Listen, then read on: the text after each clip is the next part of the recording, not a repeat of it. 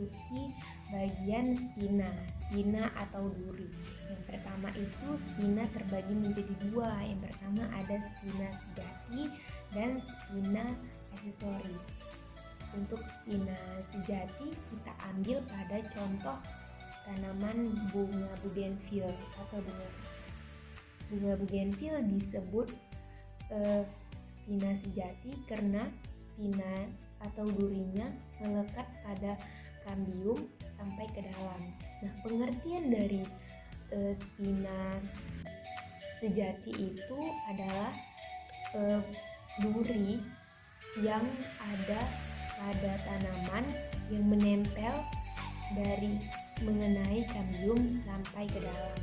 Untuk spina aksesori itu dia durinya hanya menempel pada bagian lapisan epidermisnya saja. Nah, untuk spina aksesori itu kita ambil contoh pada tanaman bunga mawar. Bunga mawar itu memiliki spina atau duri yang hanya menempel pada lapisan epidermisnya saja. Beda ya sama duri pada tanaman bunga bougainville yang memiliki duri sejati. Selanjutnya kita memasuki pada tanaman cucurbita atau sirih. Nah, pada tanaman sirih memiliki batang yang berruas-ruas dan sulur. Nah, untuk sulur pada tanaman sirih ini, sulurnya itu termodifikasi dari akar. Sulur ini digunakan sebagai lokasi baru untuk pertumbuhan berbagai kecambah baru. Nah, akar pada tanaman cucurbita ini akan tumbuh merambat atau merayap pada dinding-dinding biasanya. Pada dinding-dinding dan mempunyai banyak sekali tunas baru yang akan tumbuh di bagian akar. Nah, jadi untuk yang mau nanam sirih gitu, kalau kita nanam sirih nggak ada sulurnya ini, sulur yang termodifikasi dari akar ini, dia nggak akan tumbuh gitu. Jadi karena memang pertumbuhannya itu dari akarnya ini. Jadi kalau kita nanam nggak ada akar, dia nggak bisa tumbuh. Oke, selanjutnya kita akan modifikasi tanaman Passiflora quadrangularis atau tanaman markisah. Nah, pada tanaman markisah sendiri memiliki batang yang tipis namun cukup keras. Caulis atau batangnya berfungsi sebagai tempat jalannya pengangkutan air dan zat-zat makanan atau hara ke daun. Nah, Cirrus passiflora ini termodifikasi pada batang. Nah, cirrusnya ini terletak pada bakteriola atau ketiak daun. Fungsi cirrus berfungsi untuk melekat pada tiang-tiang rambatan atau tanaman penegaknya. Nah, jadi sulurnya ini dia tuh berbentuk pancing. Ini yang mampu merambat ke tanaman penegaknya. Jadi dia merambat melalui ini ya. Terus ini dia contoh sulur yang terletak pada bakteriola atau ketiak daun. Nah, selanjutnya ini ada tanaman Cucumis sativus atau timun. Nah, tanaman ini sendiri memiliki sulur atau cirrus yang termodifikasi dari batang. Nah, pada batang Cucumis sativus ini sendiri, batangnya berwarna hijau dan berambut. Nah, rambut-rambut pada batang timun ini namanya itu trikoma. Nah, pada trikoma itu, trikoma pada tanaman Cucumis sativus tidak menghasilkan sekret atau trikoma nonglandular.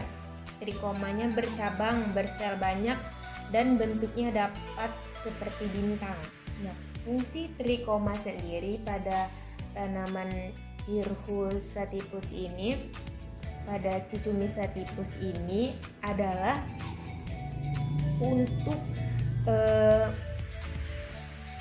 untuk memperbesar fungsi epidermis sebagai jaringan pelindung, terutama mencegah penguapan yang berlebihan, dan yang kedua sebagai alat pengisap air dan garam-garam tanah. Yang ketiga, melindungi tumbuhan dari gangguan liar. Yang keempat, sebagai alat penerus rangsangan yang datang dari luar. Nah,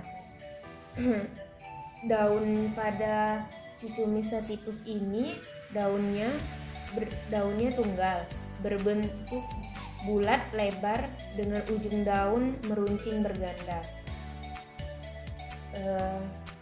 Oke, selanjutnya kita akan memasuki Citronella ternatea atau bunga talang.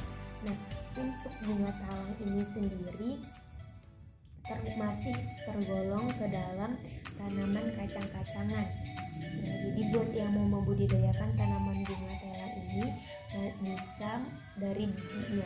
Biji ini tuh kayak biji kacang-kacangan gitu. Nah, jadi kalau mau budidayakannya, setelah kita tanam kayak seperti biasa gitu bijinya.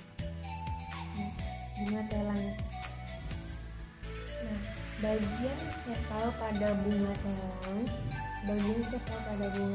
jika kita amati menggunakan mikroskop, maka terdapat gelembung-gelembung berwarna ungu yang disebut dengan phycocyanin. Nah, jika ada gelembung-gelembung yang berwarna merah pada tanaman lain, itu dinamakan phycoerythrin. Nah, di dalam bunga telang ini sendiri terdapat papilla atau tonjolan gelembung-gelembung pada permukaan sel ini merupakan modifikasi pada jaringan epidermis. Nah, papillanya ini tergantung pada gelembung-gelembung yang di dalamnya ini, tergantung pada mahkota, tergantung pada warna bunga. Jadi gelembung-gelembung tersebut merupakan pigmen pada masing-masing sel epidermis. Kalau mahkotanya berwarna ungu, maka dia bernama jaringan. Kalau jaringan yang berwarna ungu, maka dia bernama phycocyanin. Nah, untuk jaringan yang berwarna merah atau gelembung-gelembungnya berwarna merah, maka dia termasuk phycoerythrin. Untuk bunga telang sendiri sering dibuat untuk minuman, dijadikan teh, diseduh air panas gitu, karena zat warna ungunya memiliki antioksidan. Antioksidan sendiri berfungsi untuk mencegah penuaan pada sel. Next, selanjutnya ada tanaman Beryllum pinnatum atau cocor bebek. Nah, pada tanaman cocor bebek ini sendiri memiliki gema yang berfungsi. Gema itu sendiri termodifikasi dari daun. Nah, gema itu sendiri akan jatuh dan membentuk gemanya jatuh dan membentuk individu baru. Nah, jadi untuk tanaman Beryllum pinnatum ini kuncupnya itu modasi daun berbentuk kuncup-kuncup baru sebagai individu baru. Satu kuncup akan membentuk satu individu baru. Cara cocor bebek Beryllum berkembang biak ini secara vegetatif. Nah, jadi untuk cara penanaman Beryllum pinnatum ini dengan cara kuncupnya itu. Nah, jadi kalau udah waktunya gugur gitu, kuncupnya itu jatuh. Setelah jatuh, maka dia akan berkembang biaklah dia di situ. Setelah berkembang biak, jika mau dipindahkan itu biar tumbuh akarnya dulu, baru dapat dipindahkan. Karena kalau akarnya juga belum tumbuh, belum lengkap organ-organ tumbuhannya, maka jangan dipindah ke tempat yang lebih besar gitu contohnya. Jadi kalau mau dipindah itu tunggu udah tumbuh dulu akar-akarnya dan bagian-bagian modifikasi yang lainnya gitu. Nah jadi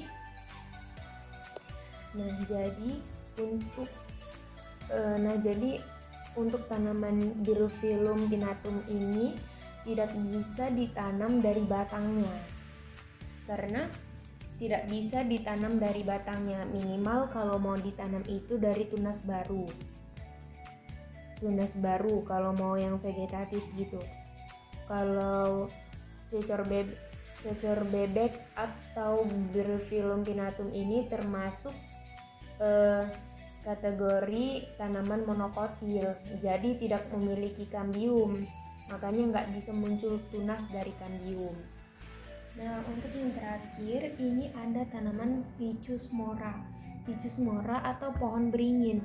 Nah, di sini yang perlu kita amati yaitu lentisel atau stomata. Cuman dia itu terletak pada batang Ficus mora. Fungsi lentisel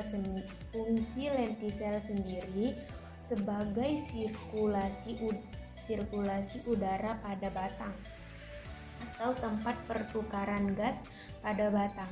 Lentisel bila kita potong secara membujur batang pada Ficus mora ini dan kita amati menggunakan mikroskop, maka terdapat pecahan pada batang, pecahan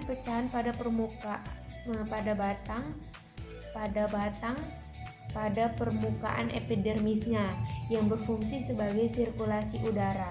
Nah, lentisel sendiri ini yang berwarna putih, bintik-bintik bercak-bercak itu, nah itu yang disebut lentisel. Untuk lentisel ini dia termodifikasi pada batang. Nah, jadi lentisel ini